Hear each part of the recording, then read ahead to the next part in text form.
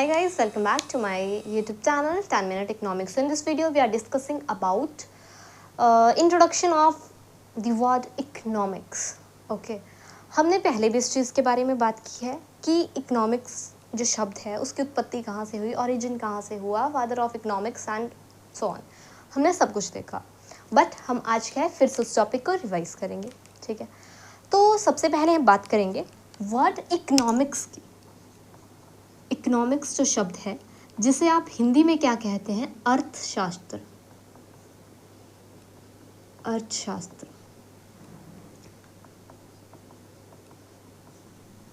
सबसे पहले मैं आपको थोड़ा सा पॉलिटिकल की तरफ, या जैसे हम पॉलिटिकल या हिस्ट्री कह सकते हैं, उसका थोड़ा सा बता देती हूँ कि जो अर्थशास्त्र है सबसे पहले चाणक्य ने लिखा.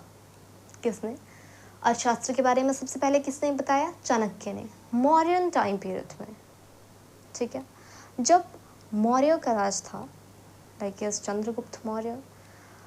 ठीक है, ज़्यादा मैं आपको नहीं बताऊंगी, सिर्फ इतना सा है पॉलिटिकल में ये आपको कॉन्सेप्ट है थोड़ा सा कि अर्थशास्त्र जो है सबसे पहले चाणक्य ने हमें बताया इसके बारे में. ठीक है, तो बट हम बात कर रहे हैं यहाँ पे किस चीज़ की? मॉडर्न इकोनॉमिक्स की. किस चीज़ की? मॉडर्न इकोनॉमिक्स की. जो मॉडर्न जो इकोनॉमिक्स है उसके जो फादर है वो किसे कहा जाता है? एडम स्मिथ को. किसे कहा जाता है?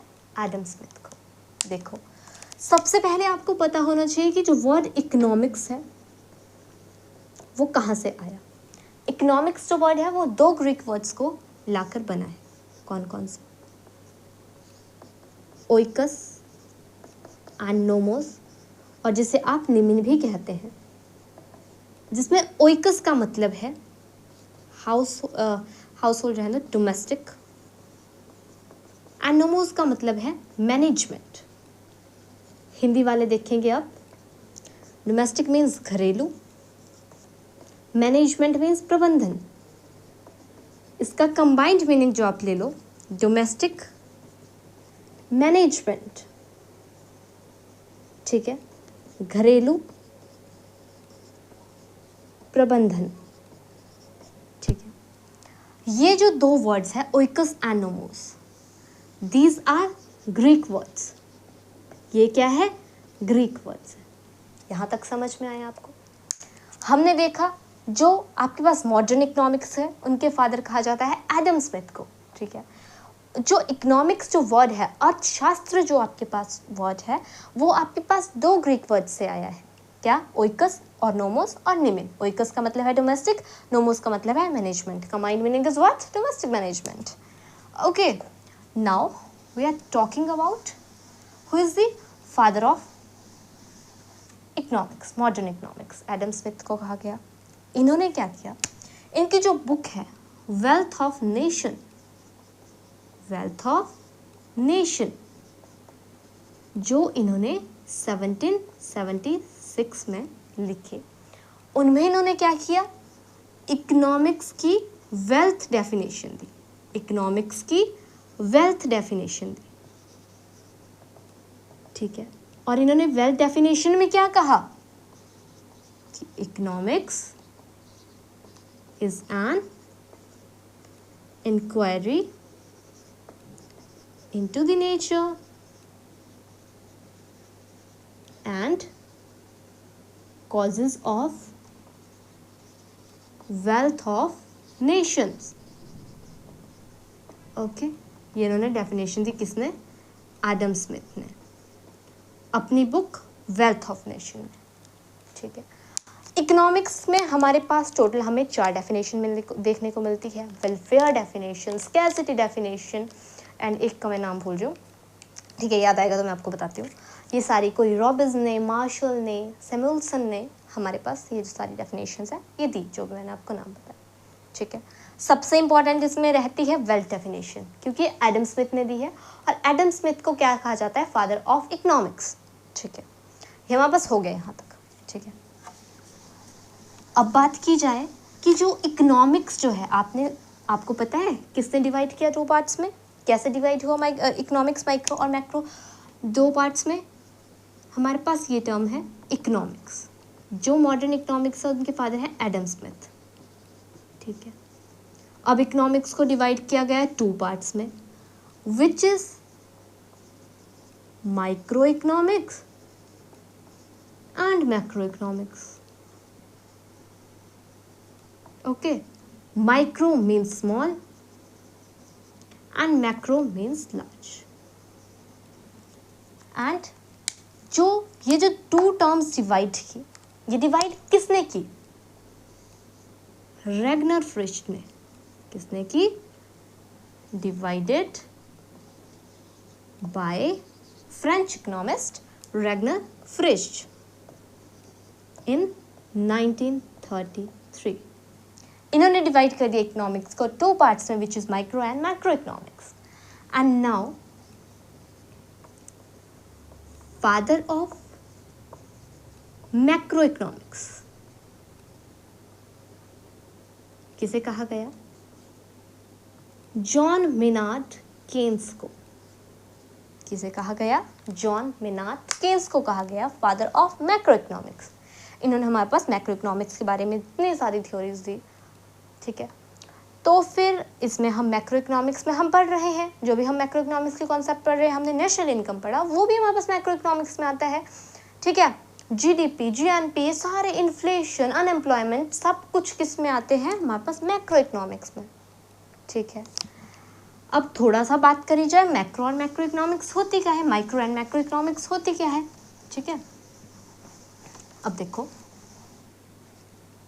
इकोनॉमिक्स को तो डिवाइड कर दिया 2 पार्ट्स में। इकोनॉमिक्स को किसने डिवाइड किया? Divided into 2 parts, micro and macro, Ragnar Frisch ने। ठीक है, यहाँ पे दोबारा लिख दिया मैंने आपके लिए, रेगनर फ्रिश ने। ठीक है, 1933 में, याद रखिएगा। तो बात कीजिए macro. Macro means small and micro means large. नाम से ही पता चल रहा है, माइक्रो में it studies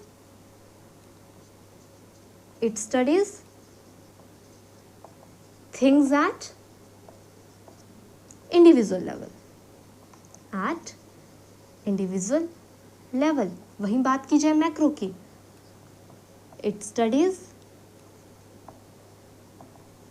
things at aggregate level.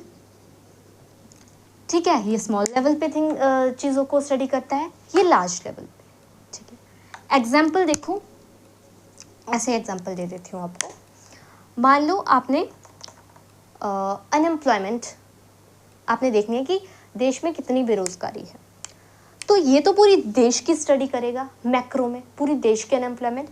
ये या तो एक डिस्ट्रिक्ट तक करेगा, ठीक है, ये मान लो ये डिस्ट्रिक्ट की कर रहा है, सिर्फ छोटे लेवल पे कर रहा है, ये वहीं पे क्या कर रहा है, लार्ज लेवल पे कर रहा है स्टडी। ठीक है, तो इसमें और क्या आता है आपके पास ये इंडिविजुअल लेवल पे करेगा। मान लो ये करेगा आपके पास फर्म्स वगैरह, या मान लो गुड्स एंड सर्विसेज की। ठीक है, वहीं पे ये क्या कर रहा है, एग्रीगेट लेवल पे पढ़ रहा है थिंग्स को, लाइक एज इन्फ्लेशन, अनएम्प्लॉयमेंट। ठीक है, मान लो यहाँ पे इनकम की बात की जाए, ये हाउस होल्ड तक ही सीमित है, ये जो आपके पास माइक्रो इकोनॉमिक्स है, बट ये आपके पास एग्रीगेट लेवल पे इकोनॉमी की स्टडी कर रहा है, ये पूरी, ये स्मॉल लेवल पे स्टडी कर रहा है, ये लार्ज लेवल पे स्टडी कर रहा है। यही है हमारे पास इकोनॉमिक्स के बारे में। बाकी further we are discuss about its difference, इसमें हम अच्छे से स्टडी कर लेंगे। हाउस होल्ड क्या होता है आप समझ रहे होंगे इसमें कि हाउस होल्ड, हमारे पास एक वर्ड आया हाउस होल्ड, क्या मतलब होता है इसमें इकोनॉमिक्स में। हाउस होल्ड मतलब कोई भी फैमिली है, वो 6 मंथ्स हो गए उनको साथ रहते रहते, और वो एक कॉमन किचन शेयर कर रहे हैं, वो क्या हुआ आपके पास, वो फैमिली आपके पास हाउस होल्ड में आ जाएगी। बट कोई ऐसा पर्सन है जो 6 महीने या 6 महीने से ज़्यादा बाहर रह रहे हैं, तो उन्हें हम हाउस होल्ड में काउंट नहीं करेंगे। क्यों? क्योंकि वो वहाँ पे नहीं रह रहे, या तो वो जॉब के पर्पज़ से या तो स्टडी के पर्पज़ से 6 महीने से ज़्यादा उनको बाहर रहते हुए हो गए हैं। तो वो क्या हाउस होल्ड में काउंट नहीं किए जाएंगे, ठीक है। So that's all about this video. I hope so guys you understand this topic as well, and if you understand this topic, please like, share and subscribe to my YouTube channel 10 Minute Economics. So till then, take care, see you soon in my next videos. Bye bye.